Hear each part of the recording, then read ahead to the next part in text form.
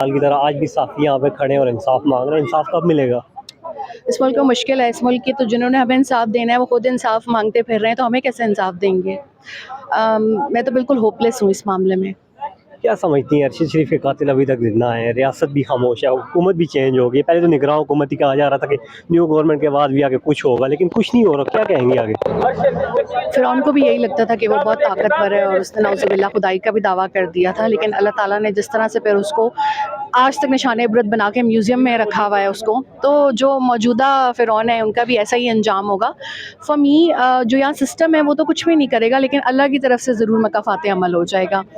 Supreme court بھی خاموش ہے. قاضی فائز عیسیٰ جو کہ چیف جسٹس بننے سے پہلے بڑے بڑے دعوے کر رہے تھے، آئین کی کتابیں لہرا رہے تھے، اب خاموش ہیں. کیا کہیں گی؟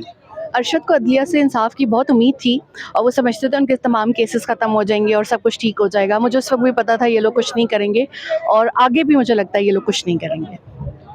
صحافی برادری کو اب بھی ٹارچر کیا جا رہا ہے. عمران ریاض، صدیق جان، اسد طور، تو مطلب یہ سلسلہ رک نہیں رہا. پریس کلب میں اگر ہم دیکھیں وہاں پر آج بھی ایک اور گروپ ہے، یہاں پہ الگ گروپ ہے. تو یہ گروپ بندی ختم نہیں ہونی چاہیے؟ بالکل ہونی چاہیے، یونٹی ہونی چاہیے. اسپیشلی جو ہراسانی ہو رہی ہے خواتین صحافیوں کے ساتھ یا مرد صحافیوں کو، جو ایک جان کے ان کی جان تک پہ آ جاتے ہیں. عورتوں کی تو کردار کشی کرتے ہیں، لیکن مردوں کی تو جان، اور ان کو جان لے لیتے ہیں، ان کو لفافہ کہتے ہیں. تو اس کو ختم ہونا چاہیے، اور جب تک خود پریس کلبز میں یونٹی نہیں ہوگی تو یہ چیز حل نہیں ہو سکتی. آج دنیا بھر میں ورلڈ پریس فریڈم ڈے جب منایا جا رہا ہے، پنجاب میں ایک آرڈر پاس کیا جا رہا ہے. وہ یہ کہ کوئی بھی صحافی ہوگا وہ اپنا کارڈ پہلے پولیس اسٹیشن میں جمع کروائے گا، پھر اسے صحافی مانا جائے گا. اس پر کیا کہیں گی؟